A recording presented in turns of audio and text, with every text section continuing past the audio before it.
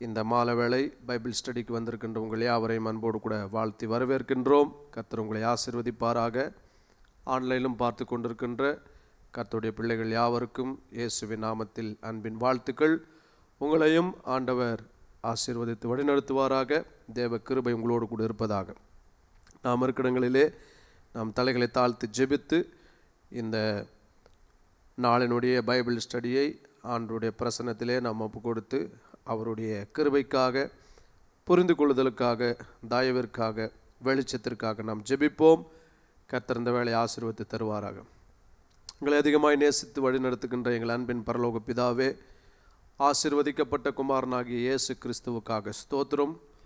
அவரை இந்த உலகத்திற்கு நேர் வெளிச்சமாய் அனுப்பி எங்களுடைய இருதயங்களிலே அவரை பற்றிய விசுவாசத்தினாலே ஆண்டவரே, நீர் குமாரனுடைய ஆவியை எங்களுடைய இருதயத்திற்குள் அனுப்பி புத்திர சுவிகாரத்தை எங்களுக்கு கொடுத்து பரிசுத்த ஆவியானவர் மூலமாய் ஆண்டவரே, உம்மை நாங்கள் அப்பா பிதாவே என்று கூப்பிடக்கூடிய புத்திர சுவிகாரத்தை கொடுத்து எங்களை அபிஷேகம் பண்ணி எங்களை வெளிச்சத்தின் பிள்ளைகளாய் இந்த உலகத்திற்கு வெளிச்சமாய் நீர் வைத்திருக்கின்ற அன்பிற்காக, தயவுக்காக ஸ்தோத்திரம். ஆண்டவரே, இந்த நாளிலே நாங்கள் உம்முடைய ஜீவ வார்த்தைகளை தியானிக்க போகின்றோம். உம்முடைய வார்த்தையில் ஜீவன் உண்டு, உம்முடைய வார்த்தையில் பலன் உண்டு, உம்முடைய வார்த்தை உயிர்ப்பிக்கும். உம்முடைய வார்த்தை நீர் அனுப்பின நோக்கத்தை இந்த பூமியிலே செய்து முடித்து ஆண்டவரே, அது உம்மிடத்திற்கு மகிமையை கொண்டு வரும். வெறுமையாக உம்முடைய வார்த்தைகள் போவதல்ல. உம்முடைய வார்த்தை ஒவ்வொன்றும் சத்தியம், அது மாறாதவைகளாக இருப்பதற்காக ஸ்தோத்திரம். இந்த மாலை பைபிள் ஸ்டடியை நீர் ஆசீர்வதித்து உம்முடைய பிரசன்னத்தினாலே வந்திருக்கின்ற யாவரையும் ஆசீர்வதித்து வழிநடத்தும்படிக்கு ஜெபிக்கின்றோம். கிருபை எங்களோடு கூட இருப்பதாக. இயேசுவின் நாமத்தில் ஜெபிக்கிறோம் நல்ல பிதாவே, ஆமேன். கர்த்தருடைய நாமத்திற்கு மகிமை உண்டாவதாக. போன வாரத்தில் லெட் தேர் பி லைட், வெளிச்சம் உண்டாக கடவது என்கின்ற ஆதியாகமம் 1ஆம் அதிகாரம் 3ஆம் வசனத்தை மையமாக வைத்து கடந்த வாரம் வெளிச்சத்தை குறித்து நாம் படித்தோம். அநேகர் இந்த பைபிள் ஸ்டடி உங்களுக்கு பிரயோஜனமாக இருக்கிறது என்று ஃபோன் மூலமாக நீங்கள் தெரிவித்தீர்கள். கர்த்தருக்கு மகிமை உண்டாவதாக. ஒருவேளை இது உங்களுக்கு மிகவும் ஆசீர்வாதமாக இருக்கும் என்று சொன்னால் நீங்கள் இதை உங்களுடைய குடும்ப நண்பர்களுக்கும் உறவினர்களுக்கும் நீங்கள் இதை அறிமுகப்படுத்தி இந்த சத்தியத்தை அவர்கள் கேட்டு அவர்களும் ஆசீர்வதிக்கப்பட்டு கிறிஸ்துவுக்குள் அவர்கள் வளரும்படிக்கும் அவர்களையும் தேவன் வெளிச்சமாய் சாட்சியாய் கிறிஸ்துவனுடைய நாமத்திற்கு மகிமையாய் அவர்கள் இருக்க அவர்களுக்கும் நீங்கள் அறிமுகப்படுத்தும்படி உங்களை அன்பாய் கேட்கின்றோம். இன்றைக்கு தேவத்துவத்தின் 7 நாள் கிரியை என்பதை குறித்ததான சத்தியத்தை உங்களோடு கூட பகிர்ந்து கொள்ளப் போகின்றேன். 7 days work of the Godhead என்கின்ற தலைப்பிலே இன்றைக்கு தேவனுடைய வார்த்தையை நாம் கவனிக்க போகின்றோம். யோவான் எழுதின சுவிசேஷ புத்தகம் 4ஆம் அதிகாரம் அதனுடைய 24ஆம் வசனத்தை வாசிப்போம். தேவன் ஆவியாய் இருக்கிறார், அவரை தொழுது கொள்ளுகிறவர்கள் ஆவியோடும் உண்மையோடும் அவரை தொழுது கொள்ள வேண்டும் என்றார். இயேசு கிறிஸ்து இந்த உலகத்திலே மாம்சமாய் தேவகுமாரனாய் வெளிப்பட்டு பிதாவினுடைய குமாரனாய் அவர் இந்த பூமியிலே பிதாவின் சித்தத்தை அவர் நிறைவேற்றி கொண்டிருந்த பொழுது சமாரியா ஸ்திரியை அவர் சந்தித்து சமாரியா ஸ்திரியோடு கூட பேசி கொண்டிருக்கும் போது இந்த வசனத்தை சமாரியா ஸ்திரிக்கு அவர் ஞாபகப்படுத்துவதை பரிசுத்த வேதாகமத்திலே நாம் வாசிக்க முடியும். அப்பொழுது ஒரு முக்கியமான சத்தியத்தை அங்கே இயேசு கிறிஸ்து சமாரியா ஸ்திரீக்கு சொல்லுகின்றார். கடவுள் எப்படி இருக்கிறார் என்பதை குறித்து இயேசு இந்த வசனத்தின் மூலமாக விளக்கி காண்பிக்கின்றார். கடவுள் ஆவியாய் இருக்கின்றார். God is spirit. தேவன் ஆவியாய் இருக்கிறார் என்று சொல்லி கர்த்தருடைய வார்த்தையிலே அங்கே யோவான் எழுதுவதையும் இந்த சம்பவத்தை சமாரியா ஸ்திரியோடு கூட தேவன் பேசிக்கொண்டிருந்ததை, இயேசு கிறிஸ்து பேசிக்கொண்டிருந்ததை இங்கே ஆவியானவர் எழுதி வைத்திருக்கின்றார். ஆதியாகமம் 1ஆம் அதிகாரம் 1-2 வசனங்களை வாசிக்கும் பொழுது, ஆதியிலே தேவன் வானத்தையும் பூமியும் சிருஷ்டித்தார். பூமியானது ஒழுங்கின்மையும் வெறுமையுமாய் இருந்தது, ஆழத்தின் மேல் இருள் இருந்தது, தேவ ஆவியானவர் ஜலத்தின் மேல் அசைவாடி கொண்டிருந்தார் என்று சொல்லப்பட்டிருக்கிறது.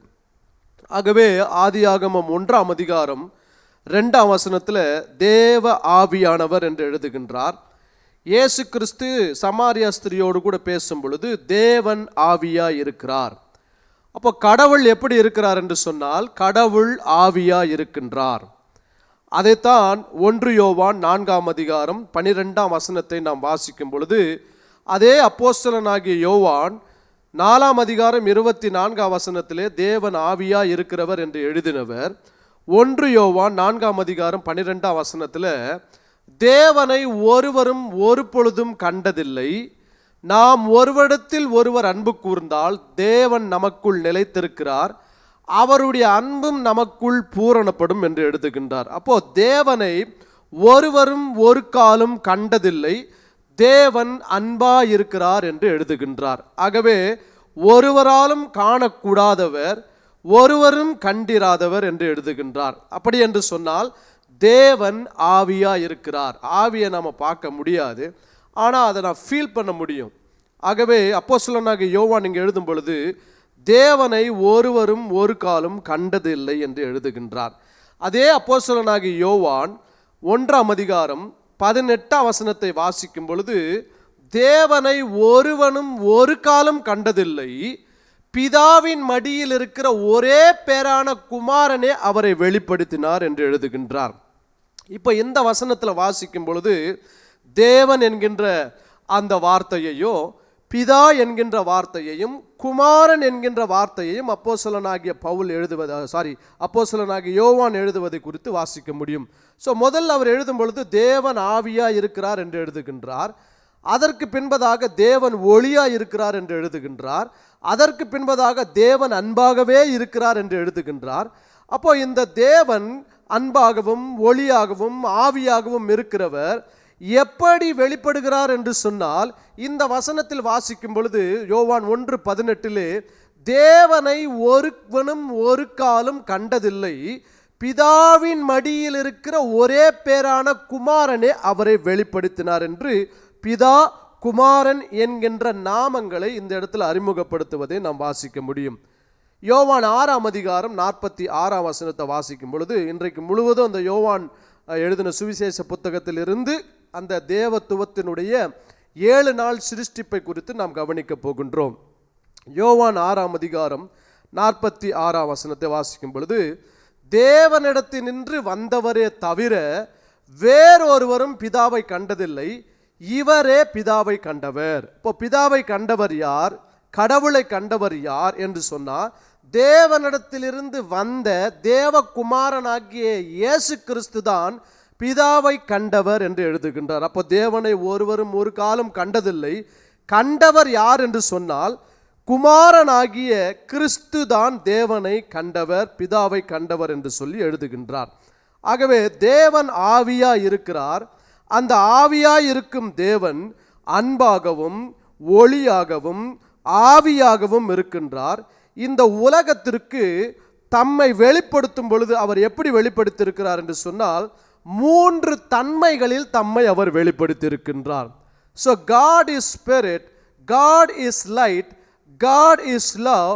When he revealed himself to this world, God revealed as 3 nature, Father, Son and Holy Spirit. இப்போ பிதாவாகவும் குமாரனாகவும் பரிசுத்த ஆவியாகவும் 3 தன்மைகளை உடைய ஒரே கடவுளாக அவர் இந்த உலகத்திற்கு வெளிப்பட்டிருக்கின்றார். அப்போ ஃபாதர் பிதா என்று சொன்னால் அவர் சிருஷ்டிக்கிறவராக வெளிப்பட்டிருக்கிறார். பிதா தான் எல்லாவற்றையும் சிருஷ்டித்தார். அப்போ பிதா சிருஷ்டி தேவனாக அவர் வெளிப்பட்டிருக்கிறார். குமாரன் சன் அவர் ரட்சிக்கிறவராக வெளிப்பட்டிருக்கிறார். ஆகவே தான் மத்தேயு 1ஆம் அதிகாரத்தில் வாசிக்கும் பொழுது அவள் ஒரு குமாரனை பெறுவாள், அவருக்கு இயேசு என்று பெயரிடுவாயாக, ஏனெனில் அவர் தமது ஜனங்களின் பாவங்களை நீக்கி ரட்சிக்கிறவர். இப்போ குமாரன் தான் ரட்சிக்கிறவர்.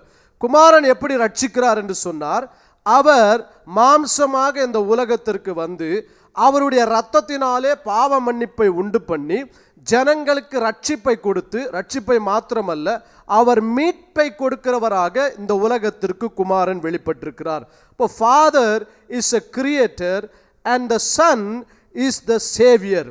அப்போ குமாரன் ரட்சகராக வெளிப்படுகின்றார். பிதாவும் இரட்சகராகத்தான் இருக்கின்றார்.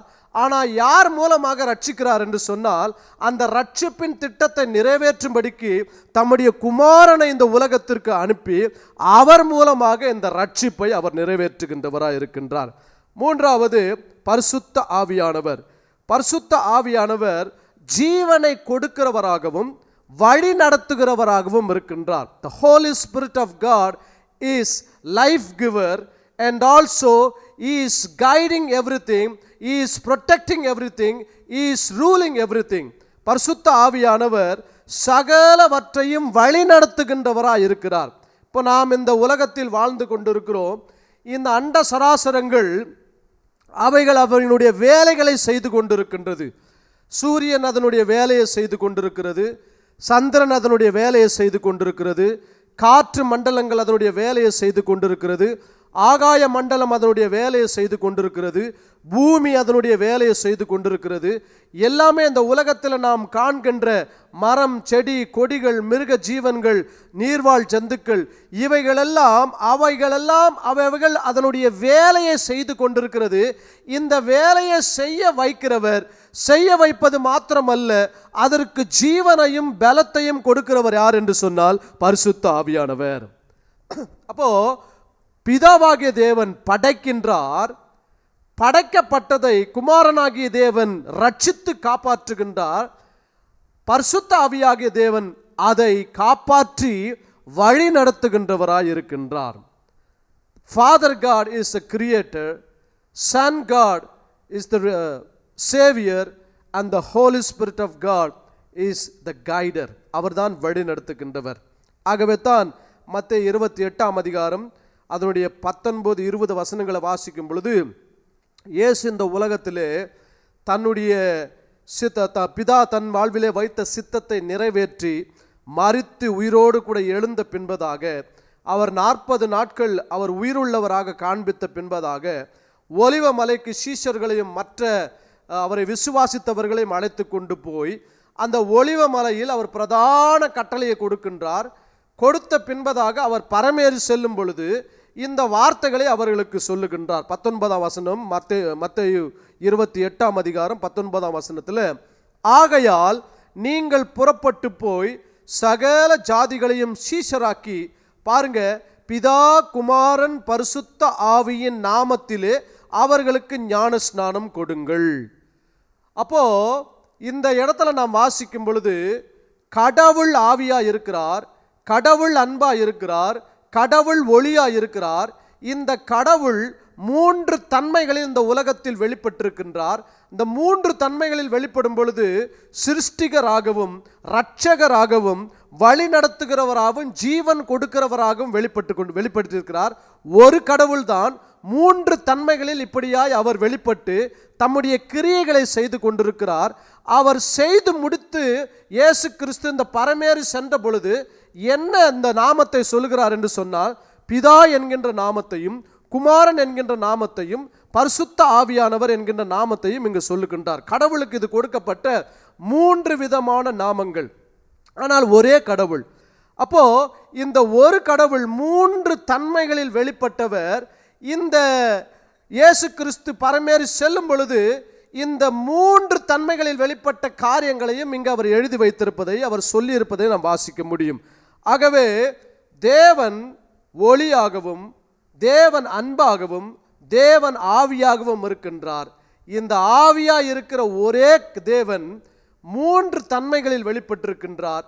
இந்த 3 தன்மைகளில் வெளிப்பட்டவர் அவருடைய திட்டத்தை நிறைவேற்றும்படிக்கு சிருஷ்டிகராகவும் இரட்சகராகவும் வழி நடத்துகிறவராகவும் ஜீவன் கொடுக்கிறவராகவும் அவர் வெளிப்பட்டிருக்கின்றார். ஆகவே தான் இன்றைக்கு நம்முடைய பைபிள் ஸ்டடியினுடைய அந்த டைட்டில் என்னன்னா, 7 days work of the Godhead, தேவத்துவத்தின் 7 நாள் கிரியைகள் என்ற தலைப்பை இந்த பைபிள் ஸ்டடிக்கு கொடுத்திருக்கிறோம். பாருங்க, தேவத்துவம் அப்படி என்று சொன்னா பிதா குமாரன் பரிசுத்த ஆவியானவர், இந்த 3 தன்மைகளுக்குள் தேவன் பரிபூர்ணம் உள்ளவராய் இருக்கிறார். தேவத்துவம் பிதாவுக்குள் பரிபூர்ணமுடையதாய் இருக்கின்றது, தேவத்துவம் குமாரனாகிய கிறிஸ்துவுக்குள் பரிபூர்ணமுடையதாய் இருக்கின்றது, தேவத்துவம் பரிசுத்த ஆவியானவருக்குள் பரிபூர்ணமுடையதா இருக்கிறது. ஆகவேதான் இயேசு கிறிஸ்து பிதாவை சொல்லும் பொழுது அவர் பூரண சர்க்குணர் என்று சொல்லுகின்றார். பிதா பூரணமுள்ளவர் என்று சொல்லுகின்றார்.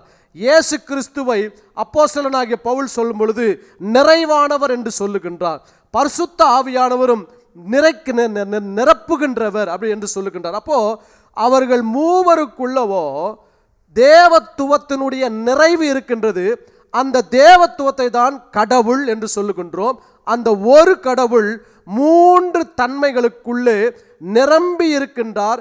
ஒரே மகிமையை உடையவராகவும், ஒரே வல்லமையை உடையவராகவும், ஒரே சத்துவத்தை உடையவராகவும், ஒரே அதிகாரத்தை உடையவராகவும், ஒரே ஆழ்த்துவத்தை உடையவராகவும் அந்த மூன்று தன்மைகளுக்குள் இருந்து அவருடைய திட்டத்தையும் நோக்கத்தையும் அவர் நிறைவேற்றுகிறவராய் இருக்கின்றார். 1 தீமோத்தேயு 6:16 வாசிக்கும் பொழுது அங்கே பவுல் தீமோத்தேயு புத்தகத்தில் இப்படியா எழுதுகின்றார்: ஒருவராய் சாவாமை உள்ளவரும் ஒருவரும் சேரக்கூடாத ஒளியில் வாசம் பண்ணுகிறவரும் மனுஷரில் ஒருவரும் கண்டிராதவரும் காணக்கூடாதவருமாய் இருக்கிறவர், அவருக்கே கனமும் நித்திய வல்லமையும் உண்டாயிருப்பதாக என்று சொல்லி எழுதுகின்றார். அப்போ தேவனை குறித்து அவர் எழுதும் பொழுது ஒருவராய் சாவாமை உள்ளவராயும் சேரக்கூடாத ஒளியில் வாசம் பண்ணுகிறவர் என்று எழுதுகின்றார். அது மாத்திரமல்ல, மனுஷரால் ஒருவராலும் கண்டிராதவரும் காணக்கூடாதவருமாய் இருக்கிறார். அப்போ மனுஷனால காண முடியாது, தேவனை காண முடியாது. ஆகவே தான் மோசே உங்கள் முகத்தை பார்க்கணும்னு சொல்கிறான். ஆனால் என் முகத்தை பார்த்து ஒருவரும் உயிரோடு கூட இருக்க முடியாது என்று சொல்லி அந்த மோசேவுக்கு ஆண்டவர் என்ன பண்ணுறாரு, நீ இப்படி இருக்கும் பொழுது என்னை பார்த்தினா நீ உயிரோடு கூட இருக்க மாட்டேன், ஆனால் வேறே சாயலில் நான் உனக்கு காண்பிக்கிறேன் என்று மத்தேயு 17 நீங்கள் வாசித்து பார்க்கும் பொழுது 2 தேவகுமாரனாகி இயேசு கிறிஸ்து தேவனாக இந்த உலகத்திற்கு வெளிப்பட்டு சீஷர்களை தம்மோடு கூட மறுரூப மலைக்கு கொண்டு சென்று அங்கே அவர் மறுரூபமாக்கி காண்பிக்கின்றார். காண்பிக்கும் பொழுது மோசேவும் எலியாவும் மறுரூப மலையில் இயேசு கிறிஸ்துவோடு கூட பேசி சம்பாஷித்து கொண்டிருப்பதை அப்போஸ்தலர்கள் கண்டதாக தேவனுடைய வார்த்தையில் எழுதப்பட்டிருக்கிறது. மோசே அன்றைக்கு பார்க்க வேண்டும் என்று விரும்பினார், ஆனால் மோசேனால் அன்றைக்கு பார்க்க முடியல. ஆனால் கிறிஸ்து இயேசுவுக்குள்ள தேவனுடைய முகத்தை புதிய ஏற்பாட்டில் மோசே பார்த்தார். ஒருவேளை மோசேவுக்கு அந்த நாளில் கிடைக்காம இருக்கலாம், ஆனால் கிறிஸ்து மூலமாக மோசேவுக்கு அந்த பிரிவிலேஜ் ஆண்டவர் கொடுத்து தேவனை ஒருவரும் ஒரு காலம் கண்டிராதவரை அங்கே பார்க்கும்படிக்கு தேவகுமாரன் மூலமாய் தேவனை சந்திக்கின்றார். ஒருவேளை உங்கள் லைஃப்பில் கூட நான் நினச்சி பார்த்த காரியங்களெல்லாம், நான் விரும்பின காரியங்களெல்லாம் நடக்கலை பாஸ்டர் அப்படின்னா சோர்ந்து போகாதீங்க. ஒரு நாள் வரும், கிறிஸ்து மூலமாக அதை உங்கள் வாழ்க்கையில் நீங்கள் அனுபவிக்க கர்த்தர் உங்களுக்கு கிருபை பாராட்டுவாராக. இன்றைக்கு இந்த தேவத்துவத்தினுடைய 7 நாள் சிருஷ்டிப்பு, அதாவது 7 நாள் சிருஷ்டிப்புக்குள்ள என்ன இருக்கிறது என்பதை குறித்து இன்றைக்கு ஒரு அறிமுகமாக இந்த வருகின்ற 3 வாரமும் இந்த 7 நாள் கிரியை, தேவத்துவத்தினுடைய 7 நாள் கிரியை என்பதனுடைய அறிமுகத்தை நாம் படித்து அதற்கு பின்பதாக ஒவ்வொரு நாளாக டீட்டெயிலாக முதல் நாள் என்ன, 2வது நாள் என்ன, 3வது நாள் என்ன சிருஷ்டிப்பு, அத்தோடு கூட தேவன் எங்கே இருக்கிறார், கிறிஸ்து அதில் எங்கே வெளிப்பட்டிருக்கிறார் என்பதை குறித்ததான தெளிவான சத்தியங்களை நாம் கவனிக்க போகின்றோம். இன்றைக்கு டே 1 அறிமுகத்தை மாத்திரம் தான் உங்களோடு கூட நான் பகிர்ந்து கொள்ள போகின்றேன். காட் இன் கிரியேஷன், கடவுள் சிருஷ்டிப்புக்குள் தம்மை வெளிப்படுத்தி இருக்கிறார் என்பதை குறித்து உங்களோடு கூட பகிர்ந்து கொள்ள விரும்புகின்றேன். ஏற்கனவே சொன்ன கடவுளை ஒருவராலும் கண்டதில்லை, குமாரனாகிய கிறிஸ்து மூலமாகத்தான் கடவுள் இந்த உலகத்திற்கு வெளிப்பட்டிருக்கின்றார். அது மாத்திரமல்ல, கடவுள் தம்மை இந்த உலகத்திற்கு வெளிப்படுத்தும் பொழுது ஒரு கடவுள் 3 தன்மைகளில் வெளிப்பட்டிருக்கின்றார். பிதாவாகவும், குமாரனாகவும், பரிசுத்த ஆவியானவராகவும். இந்த பிதா சிருஷ்டிகராகவும், குமாரன் ரட்சிக்கிறவராகவும், பரிசுத்த ஆவியானவர் ஜீவன் கொடுக்கிறவராகவும் வழி நடத்துகிறவராகவும் இந்த உலகத்திற்கு வெளிப்பட்டிருக்கிறார். இதைத்தான் காட் ஹெட் என்று சொல்லுகின்றோம், இதைத்தான் தேவத்துவம் என்று சொல்லுகின்றோம். இந்த தேவத்துவம் சிருஷ்டிப்புக்குள் எப்படி தம்மை வெளிப்படுத்தி காண்பித்திருக்கிறார்கள் என்பதை குறித்து நாம் இன்றைக்கு பைபிள் ஸ்டடியை கவனிக்கும் பொழுது முதல் நாளில் எப்படி வெளிப்பட்டிருக்கிறார் என்பதை குறித்து உங்களோடு கூட பகிர்ந்து கொள்ள போகின்றேன். ஆதியாகமம் 1ஆம் அதிகாரம் அதனுடைய 3ஆம் வசனத்திலிருந்து 5ஆம் வசனம் வரைக்கும் தேவனுடைய வார்த்தையை நாம் வாசித்து நாம் தொடர்ந்து கர்த்தருடைய வார்த்தையிலே நாம் கவனத்தை செலுத்துவோம். ஆதியாகமம் 1ஆம் அதிகாரம் 3லிருந்து 5 வசனங்கள். தேவன் வெளிச்சம் உண்டாக கடவது என்றார், வெளிச்சம் உண்டாயிற்று. வெளிச்சம் நல்லது என்று தேவன் கண்டார். வெளிச்சத்தையும் இருளையும் தேவன் வெவ்வேறாக பிரித்தார். தேவன் வெளிச்சத்திற்கு பகல் என்று பெயரிட்டார், இருளுக்கு இரவு என்று பெயரிட்டார். சாயங்காலமும் விடியற் காலமும் ஆகி முதல் நாள் ஆயிற்று. இந்த 3 வசனத்தில் கிட்டத்தட்ட பலவிதமான சத்தியங்கள் உண்டு. இந்த 3 வசனங்களையும் சுருக்கமாக இன்றைக்கு படிக்க போகின்றோம். ஆனால் வரும் நாட்களில் ஒவ்வொரு வசனமாக இதை நாம் டீட்டெயிலாக படிக்க போகின்றோம். பாருங்க, போன வாரம் தேவன் வெளிச்சம் உண்டாக கடவது என்று சொன்னார். அப்படின்னா God said let there be light. அப்போ God said என்று சொல்லப்பட்டிருக்கிற தேவன் வெளிச்சத்தை உண்டாக்கினார் என்று சொல்லப்பட்டிருக்கிறது. உண்டாக்கப்படவில்லை, வெளிச்சத்தை அழைத்தார் என்று சொல்லி நாம் போன வாரத்தில் நாம் கவனித்தோம். God called the light. தேவன் வெளிச்சத்தை அழைத்தார். வெளிச்சத்தை படைக்கல, தனக்குள் இருந்த வெளிச்சத்தை அழைத்து வெளியே அனுப்பினார். அந்த வெளியே அனுப்பப்பட்ட வெளிச்சமானது தான் மற்ற எல்லா சிருஷ்டிப்புக்கும் மூலக்கூறா இருக்கிறது, சோர்ஸா இருக்கின்றது. அந்த வெளிச்சத்தில் இருந்துதான் மற்றவைகள் வெளிச்சத்தை பெற்று வெளிச்சத்தின் மேல வெளிச்சத்தை அவைகள் கண்டது என்று போன வாரம் படித்தோம். இன்றைக்கு டே 1 முதல் நாள். இந்த முதல் நாளை பிதாவினுடைய நாளாக நாம் படிக்க போகின்றோம். The first day is the day of the Father. அப்போ இந்த உலகத்திற்கு கடவுள் வெளிப்பட்ட பொழுது இந்த முதல் நாளில் தம்மை பிதாவாக வெளிப்படுத்தி இருக்கின்றார். பிதா என்று சொன்னால் நான் ஏற்கனவே சொன்னேன், பிதா சிருஷ்டிக்கிறவர். Father is the creator. பிதா சிருஷ்டிக்கிறவர். எப்படி சிருஷ்டித்தார் என்று சொன்னால், குமாரன் மூலமாக குமாரனுக்குள் அவருக்கென்று சகலவற்றையும் அவர் சிருஷ்டித்தார் என்று வேதத்தில் கொலேசியர் புத்தகத்தில் 19ஆம் அதிகாரத்தில் சொல்லப்பட்டிருக்கிறது. பாருங்க, இந்த பிதா முதல்ல என்ன செய்கிறார் என்று சொன்னா, வெளிச்சம் உண்டாக கடவது என்று சொல்லுகின்றார்.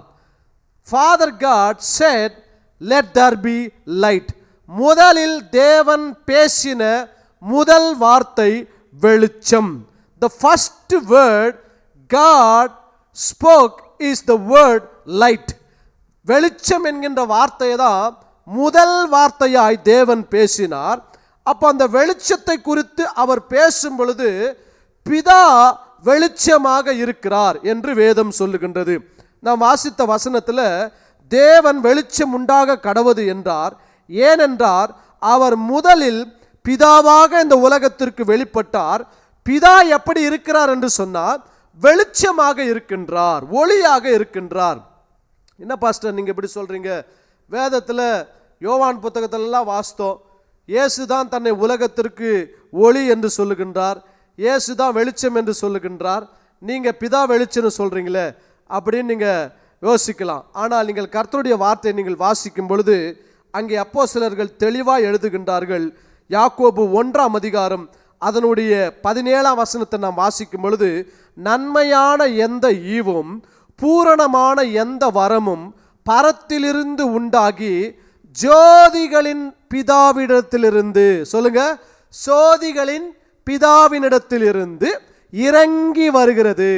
ஃபாதர்ஸ் ஆஃப் லைட்ஸ் என்று எழுதப்பட்டிருக்கிறது. ஜோதிகளின் பிதா, வெளிச்சத்தின் பிதா அப்படி என்று எழுதப்பட்டிருக்கிறது.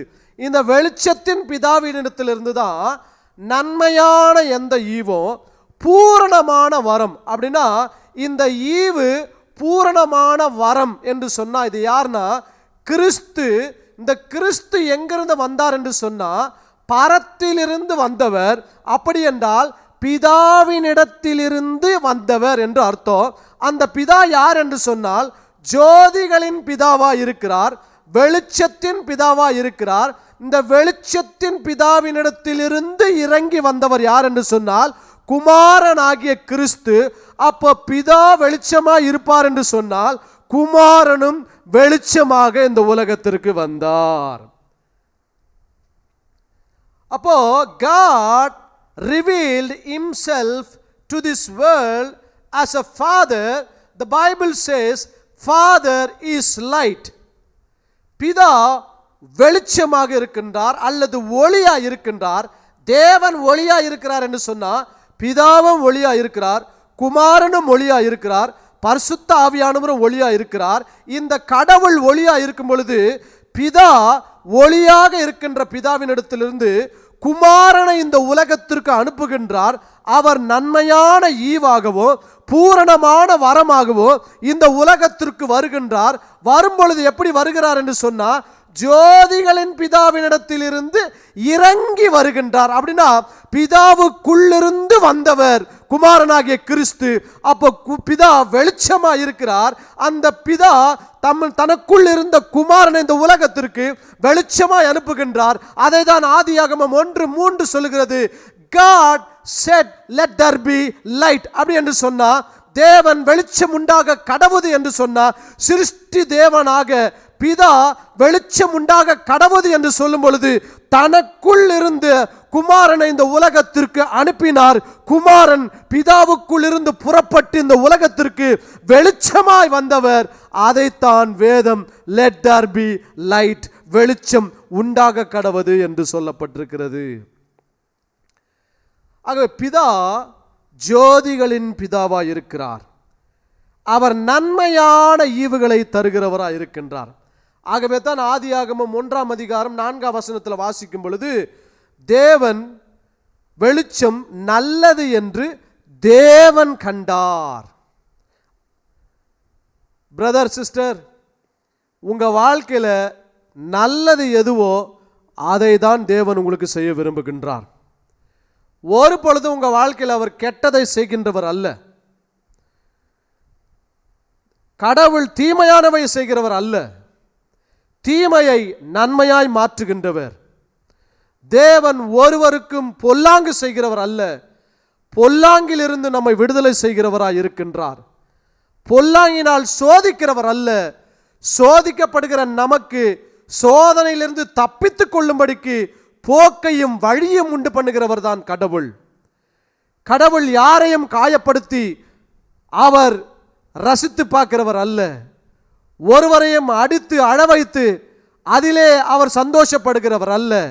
கடவுள் தன்னையே இந்த உலகத்திற்கு பலியாக கொடுத்து அழுகின்ற மனுக்குலத்தை மீட்டெடுத்து அதற்கு ஜீவனையும் பலத்தையும் சந்தோஷத்தையும் ஆசீர்வாதத்தையும் தருகிறவர் தான் கடவுள். அந்த கடவுள் இயேசு கிறிஸ்து ஜீவனுள்ள தேவனாய் இருக்கின்றார். ஆகவே முதலில் ஃபர்ஸ்ட் நாள் என்ன வெளிப்பட்டது என்று சொன்னா வெளிச்சம் வெளிப்பட்டது. இப்போ இந்த முதல் நாள் தேவன் எப்படி வெளிப்பட்டார் என்று சொன்னால் பிதா சிருஷ்டிகராக வெளிப்பட்டார். இந்த பிதா யார் என்று சொன்னால் வெளிச்சத்தின் பிதாவாய் இருக்கிறார், ஜோதிகளின் பிதாவாய் இருக்கின்றார், ஃபாதர் ஆஃப் லைட்ஸ். அப்போ அவருக்குள் இருந்து நன்மையான பூரணமான ஒரு வரம் வந்தது. எப்படி வந்தது என்று சொன்னால் இறங்கி வந்தது என்று சொல்லப்பட்டிருக்கிறது. அப்படின்னா யாரோ ஒருவர் அனுப்பினார். அனுப்பின பொழுது அனுப்பப்பட்டவர் வானத்திலிருந்து இந்த பூமிக்கு அவர் இறங்கி வந்தார். வரும்பொழுது எப்படி வந்தார் என்று சொன்னால் வெளிச்சமாக வந்தார். ஏன் என்று சொன்னால் வெளிச்சத்தின் இடத்திலிருந்து அவர் வந்தபடியினால அவர் வெளிச்சமாக வந்தார். உங்களுக்கு ஒரு செய்தி தெரியுங்களாங்க, உங்களை தேவன் நமது சாயலாகவும் நமது ரூபத்தின்படி, அப்படி என்று சொன்னால் பிதா குமாரன் பரிசுத்த ஆவி என்கின்ற தன்மையின் மூலமாக மனுஷனை படைத்தார். அப்படி என்று சொன்னார் உங்களையும் தேவன் வெளிச்சமாக தான் படைத்திருக்கிறார். உங்க அட்ரஸ் என்னவென்று சொன்னா பிதாவினிடத்திலிருந்து உங்களை அவர் இந்த உலகத்திற்கு அனுப்பி இருக்கிறார். எப்படி என்று சொன்னார் வெளிச்சமாக அனுப்பி இருக்கின்றார். This earth is not your permanent address. Your address is in the heavenly Father. உங்களுடைய நிரந்தரமான முகவரி இந்த பூமியில் இருக்கிற குடியிருப்பு அல்ல, பிதாவுக்குள் தான் உங்களுடைய நிரந்தரமான முகவரி இருக்கின்றது. நீங்க உங்களுடைய ப்ராப்பர்ட்டி கிடையாதுங்க. You are not your property. நீங்க உங்களுடைய ப்ராப்பர்ட்டி கிடையாது. You belong to God. நீங்கள் தேவனுடைய ப்ராப்பர்ட்டியா இருக்கிறீங்க. தேவனுடைய சொத்து. ஏன்னா நீங்கள் அவருக்குள் இருந்து வந்தவர்களாக இருக்கின்றீர்கள். ஸோ நன்மையான எந்த ஈவோ பூரணமான எந்த வர்ணமும் பரத்திலிருந்து உண்டாகி ஜோதிகளின் பிதாவினிடத்திலிருந்து இறங்கி வருகிறது.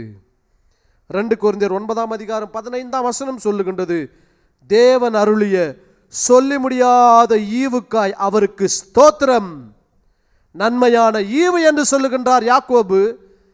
பவுல் இங்கே சொல்லும் பொழுது தேவன் அருளிய சொல்லி முடியாத ஈவு, அன்மெஷரபிள் கிஃப்ட், அன்ஸ்பீக்கபிள் கிஃப்ட், விவரிக்க முடியாத, பேச முடியாத, அள்ள முடியாத, வர்ணிக்க முடியாத, சொல்ல முடியாத, எண்ண முடியாத, கிரகிக்க முடியாத, மூளையில் தோன்ற முடியாத ஒரு வெகுமதியை தேவன் கொடுத்தார். அந்த வெகுமதி தான் கிறிஸ்து. அந்த கிறிஸ்து யார் என்று சொன்னால் பிதாவினிடத்தில் இருந்து புறப்பட்டவர். பிதா வெளிச்சமாய் இருக்கின்றார், ஜோதியாய் இருக்கின்றார். அவருக்குள் இருந்து புறப்பட்டவர் வெளிச்சமாக இந்த உலகத்திற்கு வந்தார். பிதாவினிருந்து புறப்பட்டு வந்தவர் குமாரனாகிய கிறிஸ்து இந்த உலகத்திற்கு வெளிச்சமாய் ஈவாக இந்த உலகத்திற்கு அனுப்பப்பட்டார். அதான் சொல்றார், தேவன் அருளிய சொல்லி முடியாத ஈவுக்காக அவருக்கு ஸ்தோத்திரம். சொல்ல முடியாத ஈவு என்னவென்று சொன்னார், அவருடைய பிள்ளையாகிய இயேசு கிறிஸ்து தான் சொல்ல முடியாத, விவரிக்க முடியாத ஈவு. அவர் யார் என்று சொன்னால் வெளிச்சமாக இந்த உலகத்திற்கு வந்தவர். பிதா வெளிச்சமாக இருக்கின்றார், அவரிடத்திலிருந்து புறப்பட்டு வந்தவர் குமாரன் வெளிச்சமாக இந்த உலகத்திற்கு வெளிப்பட்டார். அதை தான் அப்போஸ்தலனாகிய யோவான் தெளிவாய் சொல்லுகின்றார். யோவான் 1:4 ஒரு சில வேத வசனங்களை யோவான் புத்தகத்திலிருந்து நாம் வாசிக்க போகின்றோம். ஏனென்றால் அந்த யோவான் தான் தெளிவாக சொல்லுகின்றார், பிதாவை குறித்தும் தெளிவாய் சொல்லுகின்றார், குமாரனாகிய கிறிஸ்துவை குறித்தும் தெளிவாய் சொல்லுகின்றார். அதற்கு பின்பதாக கிறிஸ்து பரிசுத்த ஆவியானவர் இந்த உலகத்துக்கு அனுப்புகின்றார். இந்த பரிசுத்த ஆவியானவர் என்னென்ன கிரியைகளை செய்ய போகின்றார் என்று சொல்லி தெளிவாக அப்போஸ்தலனாகிய யோவான் புத்தகத்தில் எழுதி வைத்திருக்கிறதை நாம் வாசிக்க முடியும். ஆகவே இன்றைக்கு இந்த யோவான் புத்தகத்திலிருந்து அவர் எழுதின வார்த்தைகளை நாம் தியானித்து அதற்குள் இருக்கின்ற வெளிச்சத்தை நாம் பெற்றுக்கொள்ள போகின்றோம். யோவான் 1:4 வாசிக்கும் பொழுது, அவருக்குள் ஜீவன் இருந்தது, அந்த ஜீவன் மனுஷருக்கு ஒளியா இருந்தது. அப்போ பிதாவின் இடத்திலிருந்து புறப்பட்டவர் கிறிஸ்து. பிதா ஒளியா இருக்கிறார், வெளிச்சமா இருக்கிறார். அவரிலிருந்து புறப்பட்டு வந்தவர் எப்படி வந்தார் என்று சொன்னார், ஒளியாக அவர் புறப்பட்டு வந்தார். அந்த ஒளியாய் புறப்பட்டு வந்தவருக்குள்ள ஜீவன் இருந்தது, அந்த ஜீவன் மனுஷருக்கு ஒளியா இருந்தது. இப்போ போன வாரம் ஏற்கனவே நம்ம படித்தோம் 7 பொன்குத்து விளக்குகள். அந்த 7 பொன்குத்து விளக்குகளில் விளக்குத்தண்டு, அந்த விளக்குத்தண்டை தான் முதல் ஏற்றுவார்கள். அதற்கு பின்பதாக அந்த விளக்குத்தண்டிலிருந்து தான் 6 விளக்கு அந்த கேண்டலுக்கு அந்த நெருப்பை வைப்பார்கள். அதுபோல முதலில் தேவன் சிருஷ்டி கர்த்தராக பிதாவாக இந்த உலகத்திற்கு வெளிச்சமாய் வெளிப்படும் பொழுது அவருக்குள் இருந்து புறப்பட்டு வந்த கிறிஸ்து மூலமாகத்தான் மனுக்குலத்திற்கு ஒளியையும் ஜீவனையும் கொடுத்தார். யோவான் 8:12 ஒரு முக்கியமான சத்தியத்தை இங்க யோவான் எழுதி வைத்திருக்கின்றார். கையும் மெய்யுமாய் பிடிக்கப்பட்ட ஒரு பாவத்தில் பிடிக்கப்பட்ட ஒரு ஸ்திரீ. அந்த ஸ்திரீயை அன்றைக்கு தேவாலயத்துக்கு முன்பதாக நிற்க வைத்து பரிசேயரும் ஆயக்கார சதுசேயர் பிரதான ஆசாரியர்களாம் மோசேனுடைய நியாயப்பிரமாணத்தின்படி இவளை நியாயம் தீர்க்க வேண்டும், பாவம் செய்துட்டா, இவளை கல்லெறிந்து கொள்ள வேண்டும் என்று சொல்லி இயேசுவினிடத்தில் வந்து கேட்குறாங்க. மோசேனுடைய பிரமாணம் இப்படி சொல்லுகிறதே, நீர் என்ன சொல்லுகிறீர் என்று சொல்லும்போது, உங்களில் எவன் பாவம் செய்யாமல் இருக்கிறானோ முதலில் அவன் கல்லெறிய கடவன் என்று சொல்லுகின்றார். அப்போ பெரியோர் முதல் சிறியோர் வரைக்கும் ஒருவரும் அந்த அம்மா மேலே கல் போடாமல், ஸ்ரீயின் பேரில் கல் போடாமல் கல்லெல்லாம் கீழே போட்டுட்டு அவர்கள் மனது குத்தப்பட்டவர்களாய் அவர்கள் போய்விட்டார்கள். அப்போ இயேசு கிறிஸ்துவும் அந்த ஸ்திரீயும் அங்கே இருக்கிறார்கள். இப்போ இயேசு கிறிஸ்து அந்த ஸ்திரீயை பார்த்து சொல்றார், ஸ்திரீயே, நானும் உன்னை குற்றப்படுத்துவதில்லை, நானும் உன்னை நியாயம் தீர்ப்பதில்லை, நானும் உன்னை ஆக்கினத்திற்கு உட்படுத்துவதில்லை. ஏனென்று சொன்னால், நான் ஆக்கினை தீர்ப்புக்கு உட்படுத்தும்படிக்கு நான் வரவில்லை, ஆக்கினை தீர்ப்பிலிருந்து உன்னை விடுதலையாக்கும்படிக்கு வந்திருக்கின்றேன். யோவான் 3:17-16 சொல்லுகின்றது, தேவன் தம்முடைய குமாரனை விசுவாசிக்கிற எவனவன் கெட்டு போகாமல் நித்திய ஜீவனை அடையும்படிக்கு அவரை தந்தரில் இவ்வளவாய் அன்பு கூர்ந்தார். அந்த குமாரனை விசுவாசியாமல் இருக்கிறவர்கள் தான் ஆக்கினை தீர்ப்புக்குள்ள இருக்கிறார்கள். குமாரனை விசுவாசிக்கிறவர்கள் ஆக்கினை தீர்ப்பிலிருந்து விடுதலையாக்கப்பட்டிருக்கிறார்கள். ஸ்திரீயே, உன்னை விடுதலையாக்குகிறவர் குமாரனாகிய கிறிஸ்துவா இந்த உலகத்திற்கு வந்திருக்கிறேன். நான் அனுப்பப்பட்ட நோக்கம் என்னவென்று சொன்னால், உன்னை ஆக்கினை தீர்ப்புக்கு உட்படுத்தும்படிக்கு நான் வரவில்லை, ஆக்கினை தீர்ப்பிலிருந்து விடுதலை செய்து உன் பாவத்தை மன்னித்து உனக்கு ஜீவனை தரும்படிக்கு இந்த உலகத்திற்கு நான் எப்படி வந்திருக்கிறேன் என்று சொல்லுகிறார். சொன்னால் 8:12 சொல்லுகின்றது கர்த்தருடைய வார்த்தையிலே, நான் உலகத்திற்கு ஒளியாயிருக்கிறேன் என்று சொல்லுகின்றார். மறுபடியும் இயேசு ஜனங்களை நோக்கி, நான் உலகத்திற்கு ஒளியாயிருக்கிறேன், என்னை பின்பற்றுகிறவன் இருளிலே நடவாமல் ஜீவ ஒளியை அடைந்திருப்பான் என்று சொல்லுகின்றார். அப்போ ஒளியினிடத்திலிருந்து புறப்பட்டு வந்தவர் ஒளியா இருக்கிறார். ஒளியா இருக்கிற கிறிஸ்துவானவர் பாவத்திலே சிக்குண்ட இருளிலே இருக்கின்ற ஒரு சகோதரியை பார்க்கும் பொழுது, ஸ்திரீயை பார்க்கும் பொழுது, அவளுக்குள் இருக்கின்ற இருளை பார்க்கவில்லை, ஒளி இருளை பார்த்தது.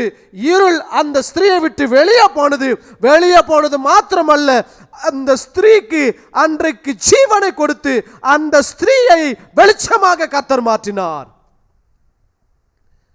அன்னைக்கு மட்டும் இயேசு கிறிஸ்து வாயை திறக்காம இருந்தா அந்த அம்மாவுக்கு கல்லறை கட்டியிருப்பாங்க. இன்னைக்கு நிறைய பேர் கல்லறை கட்டுற ஊழியத்தை தான் பண்ணிட்டு இருக்கிறாங்க. You are not to call to bury the people's life, you are to call to resurrect the people's life.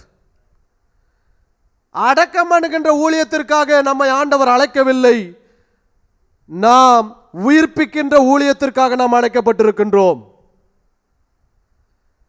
இந்த அம்மாவை விட்டு இயேசு கிறிஸ்து மாத்திரம் வாயை திறக்காம இருந்திருந்தா இந்த அம்மாவுக்கு அன்னைக்கே கல்லறை கட்டி முடிச்சிருப்பாங்க கல்லுல. ஆனால் இயேசு கிறிஸ்து அந்த அம்மாவை பார்த்து சொல்றாரு, ஸ்திரீயே, நான் உன் ஆக்கினை தீர்ப்புக்கு இதை உட்படுத்த வரல, அதனால போ, இனி நீ பாவம் செய்யாதே என்று சொல்லி இயேசு மறுபடியும் ஜனங்களை நோக்கி சொல்றார். வேடிக்கை பார்க்க வந்த ஜனங்களை பார்த்து சொல்றாரு, நான் உலகத்திற்கு ஒளியா இருக்கிறேன், என்னை பின்பற்றுகிறவன் இருளிலே நடவாமல் ஜீவ ஒளியை அடைந்திருப்பான். அப்போ பிதா எப்படி இருக்கிறார் என்று சொன்னால், ஜோதிகளின் பிதாவா இருக்கிறார், சோதிகளின் பிதாவா இருக்கிறார். He is the father of lights. அவரிடத்திலிருந்து புறப்பட்டு வந்த பூரணமான வரும், அவரிடத்திலிருந்து புறப்பட்டு வந்த ஈவு எப்படி வந்தது என்று சொன்னால், அந்த உலகத்திற்கு வெளிச்சமாய் வந்தது. இந்த வெளிச்சமாய் வந்த கிறிஸ்து பாவத்தை பார்த்தவுடன் பாவத்தை நீக்குகின்றார், பாவத்தில் விழுந்த மனுஷனை நேசிக்கின்றார். அந்த ஸ்திரீயை அவர்களில் அன்பு கூர்ந்து பாவத்திலிருந்து விடுதலை செய்து பாவ மன்னிப்பை கொடுத்து, உனக்கு நான் ஜீவனை தருகின்றேன், ஜீவனை மாத்திரமல்ல ஒளியை தருகின்றேன். அப்ப இயேசு கிறிஸ்துவுக்குள்ள இருந்த அந்த ஒளி இப்ப எங்க போனது என்று சொன்னா, பாவத்தில் வாழ்ந்த அந்த ஸ்திரீயினுடைய வாழ்க்கை மன்னிக்கப்பட்ட பின்பதாக அந்த ஸ்திரீக்குள் அந்த ஒளி செல்லுகின்றது. அந்த ஒளியானது பிரகாசிக்கின்றதா இருக்கின்றது. அதை தான் கர்த்தர் உங்களை பிரகாசிக்க பண்ணுகிறவர் என்று நாம் சொல்லுகின்றோம். ஸோ அதே அப்போஸ்தலனாகிய யோவான் 9:5 வாசிக்கும் பொழுது, நான் உலகத்தில் இருக்கையில் உலகத்திற்கு ஒளியாயிருக்கிறேன் என்று இயேசு சொல்லுகின்றார். இங்கே ஒரு பிறவி குருடனாகிய ஒரு குருடனை வழியில் போகும் பொழுது ஆண்டவர் சந்திக்கிறார். சந்திக்கும் பொழுது சீஷர்கள் எல்லாம் அவனை பார்த்து சொல்கிறாங்க, ஆண்டவரே, இவன் இப்படி பிறவி குருடனாய் பிறந்தது, இது இவன் செய்த பாவமோ இல்லை இவளுடைய பெற்றோர்கள் செய்த பாவமோ அப்படின்னு சொல்லும்போது ஆண்டவர் சொல்கிறார், இது இவன் செய்த பாவம் அல்ல, இவன் பெற்றோர்கள் செய்த பாவம் அல்ல, தேவனுடைய கிரியைகள் விளங்கும்படிக்கு இவன் இப்படி பிறந்திருக்கின்றான் என்று சொல்லி அவனுக்கு ஆண்டவர் என்ன பண்ணுறார், கீழே உமிழ்ந்து மண்ணினாலே சேர் உண்டாக்கி அவனுடைய கண்களிலே பூசி, நீ போய் சீலோவாம் குளத்தில் உன் கண்களை கழுவு என்று சொல்லுகின்றார். அவன் சீலோவாம் குளத்தில் கழுவின பின்பதாக அவன் திரும்பி வருகின்றான். இயேசுவினிடத்தில் திரும்பி வரான். திரும்பி வந்த பிறகு சொல்கிறான், நீ இப்போ பார்வடைஞ்சிருக்கிற, நீ யாரை பார்க்கிற தெரியுமா? இப்பொழுது உனக்கு முன்பதாய் நின்று கொண்டிருக்கிற தேவகுமாரனாகிய ஒளியை நீ பார்க்கின்றாய். அப்போ அந்த சீலோவாம் அப்படின்னா என்ன அர்த்தம்னா, the one who sent அப்படின்னு அர்த்தம். அனுப்பப்பட்டவன் அர்த்தம். யார் அனுப்பப்பட்டவர்? பிதாவினிடத்திலிருந்து அனுப்பப்பட்டவர் குமாரனாகிய கிறிஸ்து. பிதாவினிடத்திலிருந்து புறப்பட்டு வந்தவர் குமாரனாகிய கிறிஸ்து. வெளிச்சத்திலிருந்து புறப்பட்டு வந்தவர் வெளிச்சமாகிய கிறிஸ்து. அந்த கிறிஸ்து பிறவி குருடனுக்கு பார்வையை கொடுத்து வெளிச்சமாய் தன்னை காண்பிக்கின்றார். காண்பிக்கும் பொழுது சொல்றார், நான் உலகத்தில் இருக்கையில் உலகத்திற்கு ஒளியா இருக்கிறேன். நான் இந்த உலகத்தில் இருக்கிற வரைக்கும் யாரும் குருட்டுத்தனத்தில் வாழ முடியாது, யாரும் பாவத்தில் வாழ முடியாதுன்னு சொல்றாரு. அதே இயேசு கிறிஸ்து இன்றைக்கு மாறாதவராய் எபிரேயர் 13:8 சொல்லுவது போல இயேசு கிறிஸ்து நேற்றும் இன்றும் என்று மாறாதவராய் இருக்கிறார். அப்படின்னா அவர் ஒளியாகவே இருக்கிறார். அன்றைக்கு அவர் ஊழியம் செய்த நாட்களிலே பிறவி குருடைய கண்களை திறந்திருப்பார் என்று சொன்னார். பாவத்தில் வாழ்ந்த அந்த ஸ்திரீக்கு மன்னிப்பை கொடுத்து ஜீவனை கொடுத்திருப்பார் என்று சொன்னார். இன்றைக்கும் அவர் உயிரோடு கூட இருக்கிறபடினால குருட்டாட்டத்தனத்தில் வாழ வேண்டிய அவசியம் அல்ல, பாவத்தில் வாழ வேண்டிய அவசியம் அல்ல, வியாதியில் வாழ வேண்டிய அவசியம் அல்ல, தரித்திரத்தில் வாழ வேண்டிய அவசியம் அல்ல, பலவீனத்தில் வாழ வேண்டிய அவசியம் அல்ல, வறுமையில் வாழ வேண்டிய அவசியம் அல்ல. வெளிச்சமாகிய கிறிஸ்து உங்களுக்குள் ஜீவ ஒளியாய் உங்கள் வாழ்க்கையை பிரகாசிக்க ஆசீர்வதிக்க அவர் உயிரோடு கூட இருக்கும் பொழுது நீங்கள் எதை குறித்தும் கவலைப்பட வேண்டாம், எதை குறித்து சந்தேகப்பட வேண்டாம், எதற்கும் பயப்பட வேண்டாம். ஏனென்று சொன்னால் பயப்படாதே, நான் உன்னோடு கூட இருக்கிறேன் என்று சொன்னவர் இருக்கிறவர் வெளிச்சமாய் இருக்கிறார். வெளிச்சமாய் அவர் இருக்கும் பொழுது இருளின் கிரியைகள் உங்களை மேற்கொள்ள முடியாது. அதே அப்போஸ்தலனாகிய யோவான் 1 யோவான் 1:5 சொல்லும் பொழுது தேவன் ஒளியாய் இருக்கிறார், அவரில் எவ்வளவேனும் இருள் இல்லை, இது நாங்கள் அவரிடத்தில் கேட்டு உங்களுக்கு அறிவிக்கின்ற விசேஷமாய் இருக்கிறது என்று சொல்லுகின்றார். அப்போ ஆதியாகமம் 1 முதல் நாள் தேவன் வெளிச்சத்தை உண்டாக்கினார். அப்படி என்று சொன்னால் கடவுள் வெளிச்சமாக தம்மை இந்த உலகத்திற்கு வெளிப்படுத்தினார். அந்த வெளிப்படுத்தும் பொழுது பிதாவாகிய கடவுள் தன்னை ஜோதிகளின் பிதாவாய் வெளிப்படுத்தி காண்பித்தார்.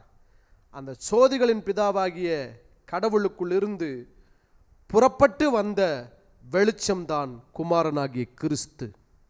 அந்த கிறிஸ்து எப்படி இருக்கிறார் என்று சொன்னால், இந்த உலகத்திற்கு அவர் தேவன் சொல்லி முடியாத ஈவாக, நன்மையான ஈவாக, பரத்திலிருந்து இறங்கி வந்த ஈவாக, கிறிஸ்துவாக அவர் இந்த உலகத்தில் மனுஷனுக்கு ஜீவ ஒளியை கொடுக்கிறவராகவும், பாவ மன்னிப்பை கொடுக்கிறவராகவும், கண்களை தெளிவிக்கிறவராகவும், மாம்ச கண்களை மாத்திரமல்ல மாமிச கண்களை மாத்திரமல்லாமல் மனக்கண்களையும் திறந்து தெளிவித்து கடவுள் யார் என்பதை அறிந்து கொள்ளும்படிக்கு நமக்கு பிரகாசமுள்ள மனக்கண்களை தருகிறவர் அந்த கிறிஸ்து.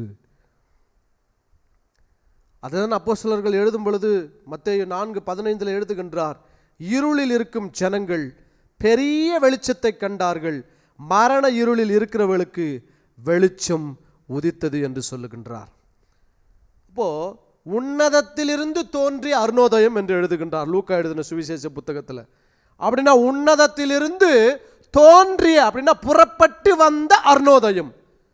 அப்படின்னா ஜோதிகளின் பிதாவாகிய கடவுளிடத்திலிருந்து புறப்பட்டு வந்த ஒளி அருணோதயம் யார் என்று சொன்னால் கிறிஸ்து. அவர் வெளிச்சமாய் பிதாவினிடத்திலிருந்து புறப்பட்டு வந்தவர். அப்போ இந்த உலகத்துக்கு மட்டும் அவர் புறப்பட்டு வரல. அதை அப்போஸ்தலனாகிய பவுல் எழுதும் பொழுது 2 கொரிந்தியர் 4:6 அவர் தெளிவாக எழுதுகின்றார், இருளில் இருந்து வெளிச்சத்தை பிரகாசிக்க சொன்ன தேவன். அப்படின்னா இருளை பார்த்த உடனே தேவன் தனக்குள் இருக்கின்ற தன்மையை வெளிப்படுத்தி காண்பித்தார். அந்த தனக்குள் இருக்கின்ற தன்மை முதலாவது எப்படி வெளிப்பட்டது என்று சொன்னால், முதல் நாளில் பிதாவாக வெளிப்பட்டது, சிருஷ்டிகர்த்தராக வெளிப்பட்டது. அந்த பிதாவாக வெளிப்பட்ட தன்மை வெளிச்சமாக வெளிப்பட்டது. வெளிச்சமாக வெளிப்படும் பொழுது எப்படி வெளிச்சம் வந்ததுன்னு சொன்னால், தனக்குள் இருந்த தன்னோடு கூட இருந்த அந்த குமாரனை புறப்பட பண்ணினார். அவர் வெளிச்சமாக இந்த உலகத்திற்கு பிரகாசித்தார். அப்போ அவர் எழுதும் பொழுது இருளிலிருந்து வெளிச்சத்தை பிரகாசிக்க சொன்ன தேவன். அப்ப அங்க வெளிச்சம் பிரகாசிக்க கடவது என்று எழுதப்பட்டிருக்கிறது. God said or God called. இப்ப தேவன் சொன்னார்னா யார்கிட்ட சொன்னாரு? God called, தேவன் அழைத்தார்னு சொன்னா யாரை அழைத்தார்? பிதாவோடு கூட இருந்த அந்த வெளிச்சத்தோடு கூட இருந்த அந்த வெளிச்சமாகிய கிறிஸ்துவை அழைத்து இந்த உலகத்திற்கு அனுப்பினதை 3ஆம் வசனத்தில் ஆதியாகமம் 1:3 பரிசுத்த ஆவியானவர் எழுதி வச்சிருக்கிறார். இருளிலிருந்து வெளிச்சத்தை பிரகாசிக்க சொன்ன தேவன் இயேசு கிறிஸ்துவின் முகத்தில் உள்ள தமது மகிமையின் அறிவாகிய ஒளியை தோன்ற பண்ணும் பொருட்டாக எங்கள் இருதயங்களிலே பிரகாசித்தார். இப்போ இருளிலிருந்து பிரகாசித்தவர் பிதாவாய் இருக்கின்றார். அவர் தேவன், அவர் தம்முடைய குமாரனை இந்த உலகத்திற்கு வெளிச்சமாய் அனுப்பி இந்த உலகத்தில் இருளில் வாழ்ந்த மக்களுடைய இருதயங்களிலே அவர் பிரகாசிக்கிறவராய் காணப்பட்டார். அப்போ இந்த பூமிக்கு வந்த பொழுது இயேசு கிறிஸ்துவை சந்தித்தவர்கள் எல்லாரையுமே அவர் வெளிச்சமாக மாற்றிவிட்டு சென்றார். இயேசுவை சந்தித்தவர்கள் எல்லாருமே பிரகாசிக்கும்படிக்கு வைத்து விட்டு சென்றார். ஏன்னா அவர் வெளிச்சமாக வந்தவர். எவரு வீட்டுக்கு போனாருங்க? எவரு வீடுனா, எவரு அப்படின்னாவே வெளிச்சத்தின் அப்பா தான் அர்த்தம், த ஃபாதர் ஆஃப் லைட்னு தான் அர்த்தம். ஆனா அவர் வீட்டில் ஒரு மரணம், அவருடைய மகள் மறுத்து போயிருக்கின்றாள். பேர் அப்படி வச்சிருக்கிறாரு, ஆனா மறுச்சு போயிருக்கிறாரு மக. ஆனா அவள் வீட்டுக்கு போகும் பொழுது எப்படி போகிறார் என்று சொன்னால் இயேசு கிறிஸ்து வெளிச்சமாய் போகின்றார். அந்த வெளிச்சம் போன உடனே அவளுக்குள் இருந்த இருளாகிய மரணம் வெளியே சென்றது. அந்த பிள்ளையை உயிரோடு கூட எழுப்பினார். நாயனூருக்கு செல்லுகின்றார். ஏழை விதையினுடைய மகன் மரித்து அடக்கம் பண்ணும்படிக்கு வழியிலே கொண்டு போகப்பட்டு கொண்டிருக்கின்றான். இந்த அம்மா வீட்டில், இந்த எவரினுடைய மகள் 12 வயது, அவள் வீட்டில் மறிச்சிருக்கிறா, வீட்டில் இருக்கிறா. இன்னொரு வாலிபன் மரித்து அடக்கம் பண்ணும்படிக்கு வழியிலே கொண்டு போகப்படுகின்றான். அவனை சந்திக்கும்படிக்கு வெளிச்சமாகிய கிறிஸ்து பிதாவிடத்திலிருந்து அனுப்பப்பட்டவர் அவர் போய் அவன் பாடையை தொட்டு அவனை உயிரோடு கூட எழுப்புகின்றார். அவனுக்குள் இருந்த இருள் நீங்கி இப்பொழுது அவன் வெளிச்சம் பெற்றவனாய் உயிரோடு கூட எழுகின்றான். இப்ப வெளிச்சம் என்ன பண்ணுது பாருங்க. அது மாத்திரம் கிடையாதுங்க. யோவான் 11 ஒருவன் கல்லறையில் அடக்கம் பண்ணப்பட்டு 4 நாட்கள் ஆனது. பேரு லாசரஸ்.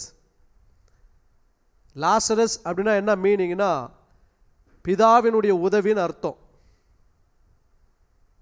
எசேர் அப்படின்னா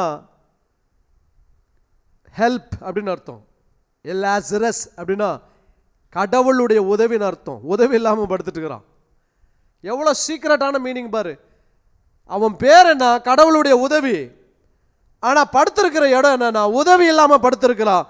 இதோ உன்னை கடவுளுடைய உதவி தேடி வருகிறது. கிறிஸ்துவாய் வெளிச்சமாய் தேவகுமாரனாய் அடக்கம் பண்ணப்பட்ட உன் வாழ்க்கைக்குள் வருகிறது. கடவுளுடைய உதவி தேவகுமாரனாய் வந்து அவனை பார்த்து சொல்லுகிறது, லாசருவே எழுந்து வா என்று சொல்லுகின்றார். Let there be light. சொன்னவன வெளிச்சம். குமாரன் என்ன சொல்றாரு? அதே வாய்ஸ்ல, அதே சவுண்ட்ல பிதா சொன்ன அதே வார்த்தையை லாசருவே வெளியே வா என்று சொல்லுகின்றார். இங்கே இருளை பார்த்த உடனே குமாரன் பிதாவாகிய தேவன் சொல்லுகின்றார், son come out and destroy the darkness. அந்த வார்த்தையை சொன்னவர் குமாரன் இங்கு வந்து மரித்து போய் இருளில இருந்த ஜனங்களை, லாசருவை பார்த்த உடனே அதே பிதாவின் அதிகாரத்தை உடையவராய் இயேசு கிறிஸ்து சொல்லுகின்றார், லாசருவே வெளியே வா என்று சொல்லுகின்றார். இன்றைக்கு உங்களை பார்த்து சொல்றேங்க, எப்படிப்பட்ட மரண அனுபவத்தில் நீங்கள் சிக்கி இருந்தாலும் உங்களை கர்த்தருடைய ஆவியானவர் இன்றைக்கு வெளியே கொண்டு வருகின்றார். உங்களை பலப்படுத்த அவர் உண்மை உள்ளவராய் இருக்கின்றார்.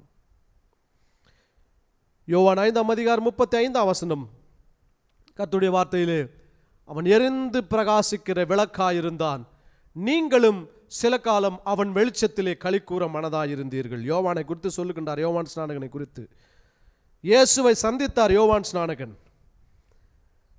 தேவ சத்தமாய் வந்தவன், ரட்சகருக்கு வழியை ஆயத்தப்படுத்த வந்தவன். பார்த்த உடனே கிறிஸ்துவனுடைய டச் அவருக்குள்ள இருந்ததுனால யோவான் ஸ்நானகன் வெளிச்சமாயிருந்தான், விளக்காயிருந்தான். அவன் வெளிச்சத்தில் ஒரு சிலர் வெளிச்சம் கண்டு களி கூர்ந்தார்கள் என்று வேதம் சொல்லுகிறது. ஐயா, அம்மா, அருமையான பிரதர், சிஸ்டர், உங்களை ஆண்டவர் வெளிச்சமாக வைத்திருக்கிறார்கள்னு சொன்னால் மற்றவர்களுக்கு நீங்கள் சந்தோஷமாக இருக்க வேண்டும்.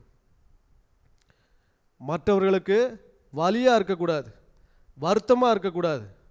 மற்றவர்களை வாழ வைக்கிறவர்களாக இருக்க வேண்டும், வாழ்க்கையை தூக்கி விடுகிறவர்களாக இருக்க வேண்டும். மற்றவர்களுக்கு துன்பம் செய்கிறவர்களாக இருக்கக்கூடாது. நீங்கள் துன்பத்தில் ஆறுதல் கொடுக்கிறவர்களாக இருக்க வேண்டும். எபேசியர் 5:8 சொல்லுகின்றது, முற்காலத்தில் நீங்கள் அந்தகாரமாய் இருந்தீர்கள், இப்பொழுதோ கர்த்தருக்குள் கிறிஸ்துவுக்குள் வெளிச்சமாய் இருக்கிறீர்கள், வெளிச்சத்தின் பிள்ளைகளாய் நடந்து கொள்ளுங்கள். அப்போ பிதாவினிடத்திலிருந்து புறப்பட்டு வந்த குமாரன் வெளிச்சமாய் வருகின்றார். அவருக்குள் இருந்து நம்ம எல்லாரையும் ஆண்டவர் கொண்டு வராரு. நம்ம எப்படி வைக்கிறாருன்னு சொன்னார், வெளிச்சமாய் வைக்கின்றார்.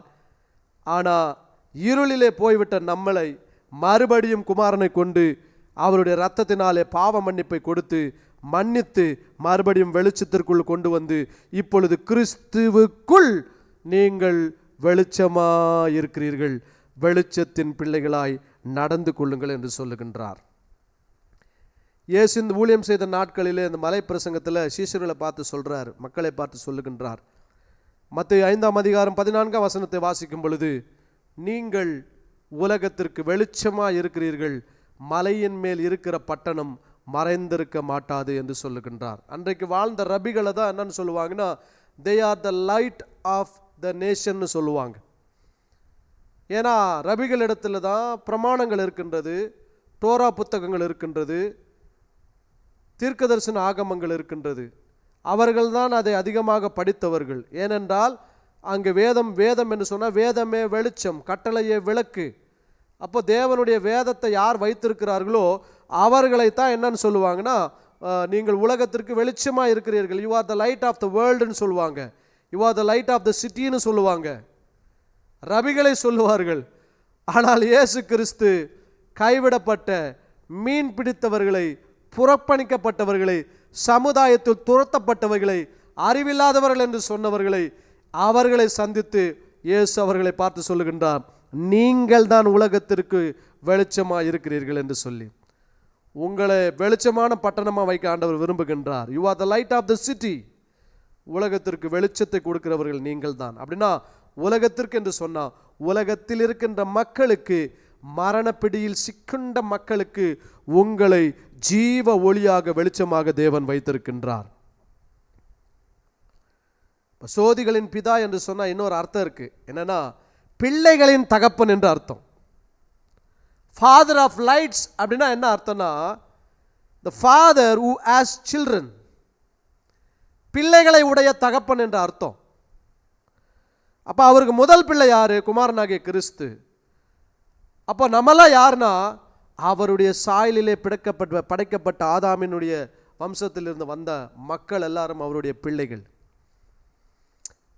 அப்போது வானத்தில் பார்த்தீங்கன்னா நட்சத்திரங்கள் இருக்கும், பூமியில் பார்த்தீங்கன்னா கடற்கரை மணல் போல் இருக்கும், கடற்கரை மணல் இருக்கும். சமுத்திரத்தில் போய் சமுத்திரத்து பீச்சில் போய் பார்த்தா கடற்கரை மணல் இருக்கும்.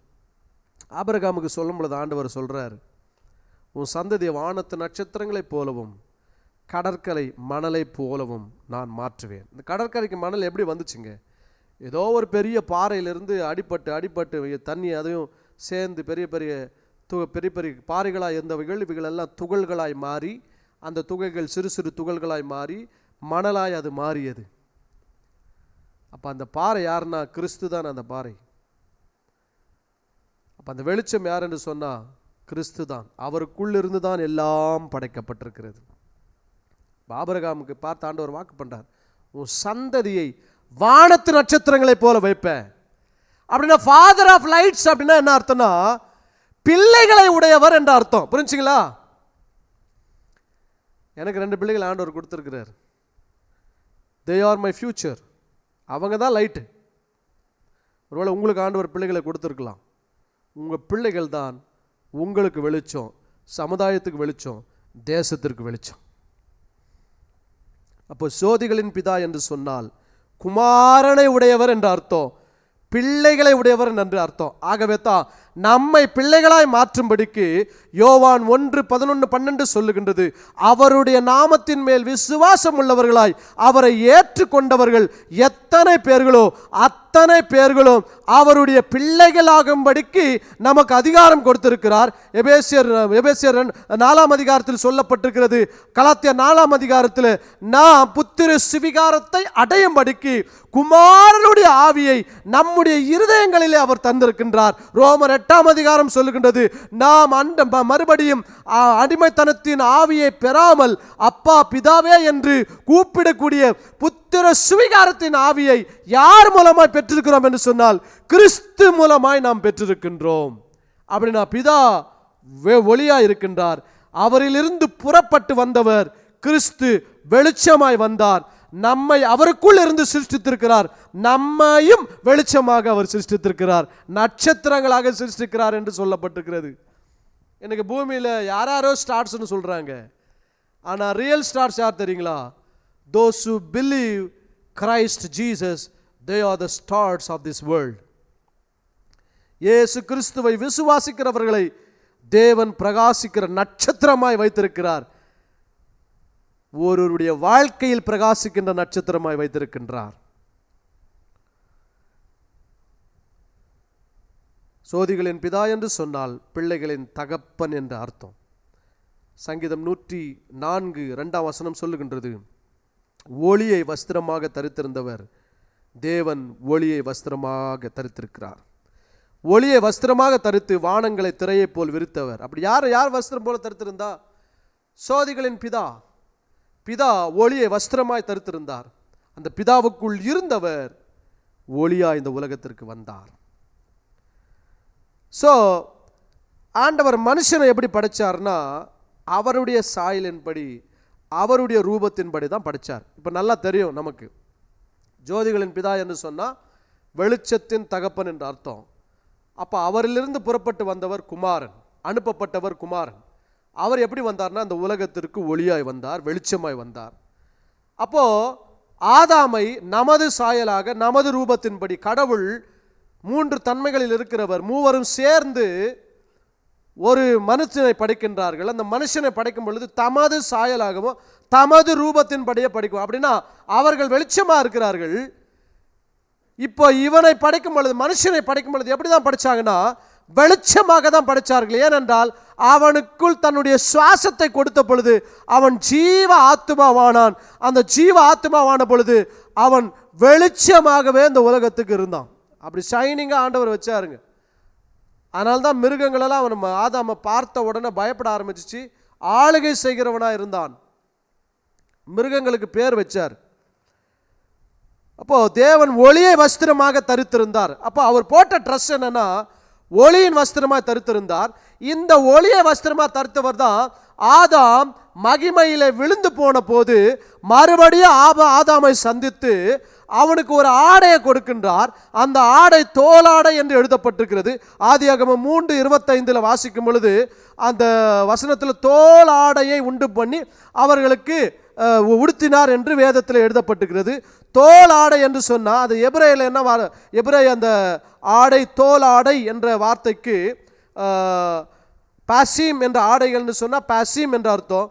தோல் ஆடை அப்படின்னா என்ன அர்த்தம்னா ஓர் பாசிம் என்று எழுதப்பட்டிருக்கிறது. அப்படின்னா வெளிச்சத்தை அவனுக்கு ஆடையாக கொடுத்தார்களாம். எப்படிங்க? வெளிச்சத்தை ஆடையாக கொடுத்தார்கள். தோல் ஆடைன்னு எழுதப்பட்டிருக்கிறது. ஆனால் நீங்கள் எபிரேய மொழியில் போய் வாசித்து பார்த்தீங்கன்னா தோல் எழுதப்படவில்லை, ஓரே என்று எழுதப்பட்டிருக்கு. ஓரே என்று சொன்னால் ஆதியாகமம் 1:3 வெளிச்சம் உண்டாக கடவது, அந்த வெளிச்சத்திற்கு ஓரே என்று எழுதப்பட்டிருக்கிறது, ஊர் என்று எழுதப்பட்டிருக்கிறது. அந்த ஓர் என்கின்ற வார்த்தையை தான் மறுபடியும் ஆதியாகமம் 3:21 பயன்படுத்தப்பட்டிருக்கிறது. தோல் ஆடை என்று சொன்னால் அவனுக்கு ஒளியை ஆண்டவர் மறுபடியும் கொடுத்தார். அந்த ஒளியை கொடுத்து அவனுடைய நிர்வாணத்தை அவன் மூடினார். அப்போ முதல்ல ஆண்டவர் அவனை படைக்கும் பொழுது மிகவும் வெளிச்சமுடையவனாய் படைத்தார். ஆனால் கீழ்ப்படிதனாலே விழுந்து போன போது அந்த வெளிச்சம் அவனை விட்டு போனது. அதற்கு பின்பதாக தோல் ஆடையை அவனுக்கு கொடுத்து தன்னை விட்டு விலகியவனை மறுபடியும் ஆண்டவர் ஏற்றுக்கொண்டார். இதில் ஒரு முக்கியமான சத்தியத்தை சொல்ல விரும்புகின்றேன். மத்தேயு 17ஆம் அதிகாரம் 3ஆம் வசனத்தை வாசித்து நாம் ஜெபிக்க போகின்றோம். இயேசு கிறிஸ்து தம்முடைய சீஷர்களை மறுரூப மலைக்கு கொண்டு போகின்றார். அங்கே போகும் பொழுது 2ஆம் வசனம், அவர்களுக்கு முன்பாக மறுரூபமானார், அவருடைய முகம் சூரியனை போல பிரகாசித்தது. சூரியன் 4வது நாள் தான் படைக்கப்பட்டது. இப்போ இங்கே வந்திருக்கிறவர் யாருங்க? அவருடைய முகம் எப்படி பிரகாசித்துன்னு எழுதுறாருன்னா, சூரியனை போல பிரகாசித்தது, அவருடைய வஸ்திரம் வெளிச்சத்தை போல் வெண்மையாயிற்று. அப்படியே மறுரூபமாகி காண்பிக்கிறார். அப்போ சங்கீதம் 102 வாசித்தோம், 104:2 அவர் ஒளியை வஸ்திரமாக தரித்திருந்தார். இப்போ இந்த வசனத்தை வாசித்து பாருங்க, 17:2 அவருடைய வஸ்திரம் வெளிச்சத்தை போல் இருந்தது, அவருடைய முகம் சூரியனை போல பிரகாசித்தது. இந்த சூரியனை போல பிரகாசித்த முகத்தை மோசே 40 நாள் டைரக்டாக பார்க்க முடியல.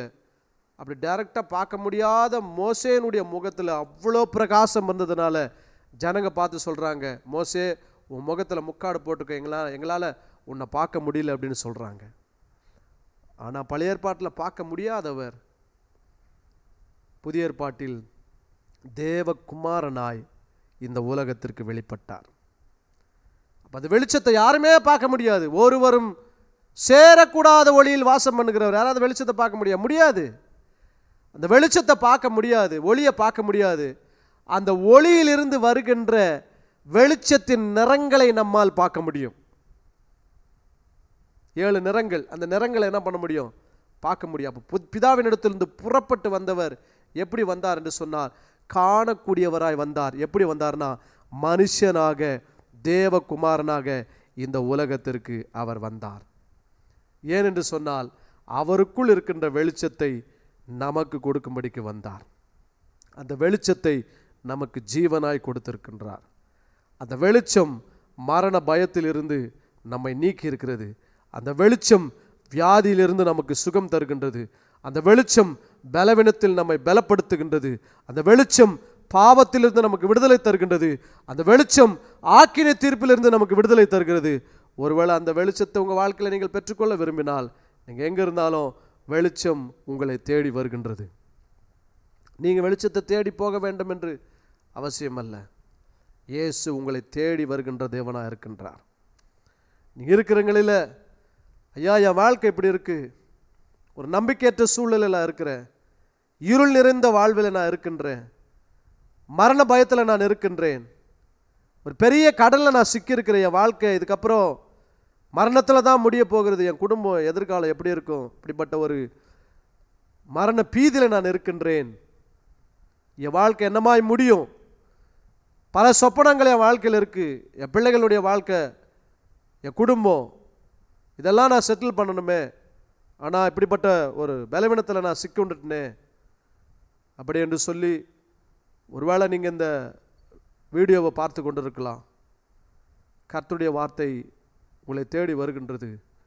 அன்றைக்கு உன்னதத்தில் இருக்கின்ற அருணோதயம் அன்றைக்கு பெத்லகேமிலே தோன்றியிருக்கும் என்று சொன்னால், இன்றைக்கு நீங்கள் எந்த இடத்தில் இருந்தாலும் உங்களை அந்த உன்னதத்திலிருந்து தோன்றின அருணோதயம் தேடி வந்து உங்களை பலப்படுத்தி, உங்களை சுகப்படுத்தி, உங்களை உயிர்ப்பித்து, மரணத்தின் கிரியைகளை அழித்து, பாவத்தின் பலவீனங்களை உங்களை விட்டு நீக்கி, உங்களை வெளிச்சமாக ஜீவ ஒளியாய் உங்களுக்கு ஜீவ ஒளியை கொடுத்து உங்களை பலனடைத்து உங்களை பிரகாசிக்க பண்ணுகின்ற உயிருள்ள தேவனாய் இயேசு கிறிஸ்து இருக்கின்றார். நீங்கள் இருக்கிற இடங்களிலே, இயேசுவே என் வாழ்க்கைக்குள்ள, என் இருதயத்திற்குள்ள நீர் ஒளியாய் வந்து என் வாழ்க்கையை பிரகாசிக்க பண்ணும் என்று கேட்பீர்கள் என்று சொன்னால், இயேசு உங்கள் வாழ்க்கை சூழ்நிலையை மாற்ற, உன் மரணப்படுக்கையை மாற்ற, உன் சாபங்களையும் பாவங்களையும் விட்டு உன்னை விடுதலையாக்கி உனக்கு நித்திய ஜீவனையும் பலனையும் கொடுத்து உன்னை ஆசீர்வதிக்க அவர் உண்மையுள்ளவராக இருக்கிறார். இருக்கிறவர்களை கண்களை மூடி ஜெபிப்போம். கர்த்தர் நம்மை ஆசீர்வதிப்பாராக. எங்களை அதிகமாக நேசிக்கின்ற எங்கள் அன்பின் பரலோக பிதாவே, ஆசீர்வதிக்கப்பட்ட குமாரனாகி இயேசு கிறிஸ்துவுக்காக ஸ்தோத்திரம். இந்த நாளிலே முதல் நாளில் வெளிச்சம் உண்டானது. அந்த வெளிச்சம் பிதாவாக இருக்கின்றீர், ஜோதிகளின் பிதாவாக இருக்கின்றீர். அந்த வெளிச்சம் இந்த உலகத்திலே பிரகாசித்தது குமாரனை அனுப்பினதன் மூலமாய். குமாரன் இந்த உலகத்திற்கு வெளிச்சமாய் வந்து பிரகாசித்தார்.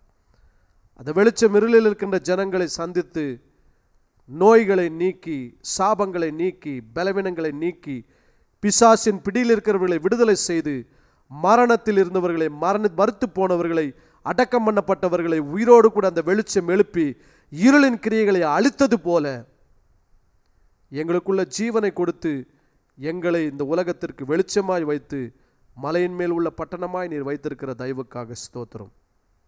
ஒருவேளை இந்த வீடியோவை பார்த்து கொண்டிருக்கின்ற அவருடைய வாழ்விலே மரணத்தின் கிரியைகள், இருளின் கிரியைகள் இருக்கும் என்று சொன்னால், அவருடைய சரீரத்தில் எந்த இருளின் கிரியைகள் இருந்தாலும், ஆண்டவரே, இருதய பிரச்சனையோ, இல்லை மூளையில் பிரச்சனையோ, இல்லை உடல் உறுப்புகள் இருக்கிற கிட்னி பிரச்சனையோ, இல்லை எப்படிப்பட்ட பிரச்சனைகள் இருந்தாலும், எந்த இடத்துல சரீரத்தில் உறுப்புகளில் இருள் இருந்தாலும், நசரேயனாகிய இயேசு கிறிஸ்துவின் நாமத்தினாலே வெளிச்சமாகிய கிறிஸ்து இப்பொழுதே அவர்களை சுகப்படுத்துவதற்காக ஸ்தோத்திரம், பலப்படுத்துவதற்காக ஸ்தோத்திரம், விடுவித்ததற்காக ஸ்தோத்திரம், வெளிச்சம் அவர்களுக்குள்ளே உதித்ததற்காக ஸ்தோத்திரம், ஜீவன் பலன் வந்ததற்காக ஸ்தோத்திரம்.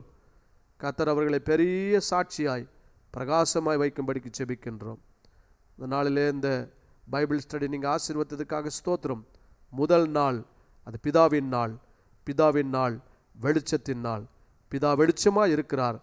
பிதா இந்த உலகத்திற்கு தம்மை வெளிப்படுத்திய போது வெளிச்சமாய் வெளிப்பட்டார். அந்த வெளிச்சத்திலிருந்து புறப்பட்டு வந்தவர் தேவகுமாரனாகிய கிறிஸ்து. அவர் உலகத்திற்கு வெளிச்சமாய் வந்தார், மனுக்குலத்திற்கு வெளிச்சமாய் வந்தார். அந்த கிறிஸ்து எங்களுக்குள்ளே பிரகாசமாய் ஜோதியாய் இருப்பதற்காக ஸ்தோத்திரம். இந்த வார்த்தை கேட்டுக்கொண்டிருக்கின்ற ஒவ்வொருடைய வாழ்விலேயும் கர்த்தர் புதிய பலனையும் புதிய ஜீவனையும் புதிய நம்பிக்கையும் கொடுத்து அவர்களை ஆசீர்வதிப்பதற்காக நன்றி அப்பா. வந்த யாவரையும் ஆசீர்வதிப்பதற்காக நன்றி. எல்லா துதி கன மகிமை உமக்கே செலுத்துகின்றோம், இயேசுவின் நாமத்தில் பிதாவே, ஆமேன். கர்த்தர் உங்களை ஆசீர்வதிப்பாராக. தேவ கிருபை உங்களோடு கூட இருப்பதாக. ஒருவேளை இந்த வீடியோ உங்களுக்கு ஆசீர்வாதமாக இருந்தால் நீங்கள் மற்றவர்களுக்கு அறிமுகப்படுத்துங்கள். ஒருவேளை இந்த பைபிள் ஸ்டடியினுடைய ஊழியத்தை நீங்கள் தாங்கும்படிக்கு ஒருவேளை உங்களுடைய உதாரத்துவமான காணிக்கைகள் மூலமாய் நீங்கள் இந்த ஊழியத்தை நீங்கள் ஆசீர்வதிக்க விரும்பினால், நீங்கள் யாரையும் கட்டாயப்படுத்தவில்லை. ஒருவேளை கர்த்தர் உங்களோடு கூட பேசி இந்த ஊழியத்தை பிளஸ் பண்ண சொல்லி உங்களுக்கு அந்த ஒரு உணர்வை கொடுப்பார் என்று சொன்னார், நீங்கள் தாராளமாக இந்த ஊழியத்தை நீங்கள் ஆசீர்வதிக்கலாம். ஸ்கிரீனிலே இதற்குண்டான நம்பர் கொடுக்கப்படும். அதில் நீங்கள் தொடர்பு கொண்டு இந்த ஊழியத்திற்கு நீங்கள் ஆசீர்வாதமாக இருக்கலாம். தொடர்ந்து வருகின்ற வாரங்களிலே நாம் இந்த கர்த்தருடைய வார்த்தையை நாம் தொடர்ந்து 7 நாள் சிருஷ்டிப்பினுடைய அறிமுகத்தை நாம் படிப்போம். படித்த பின்பதாக ஒவ்வொரு நாளும் என்னென்ன சிருஷ்டிக்கப்பட்டது, அத்தோடு கூட என்ன சம்பந்தமுடையதாக இருக்கிறது என்று சொல்லி நாம் டீட்டெயிலாக தேவனுடைய வார்த்தையை படித்து அதிலிருந்து கிறிஸ்துவனுடைய மேன்மையும் மகத்துவத்தையும் பெற்றுக்கொண்டு அவருக்காய் பிரகாசிக்க ஊழிய செய்ய தேவன் கிருபை செய்வாராக. God bless you. கர்த்தர் உங்களோடு கூட இருப்பாராக. தேங்க்யூ.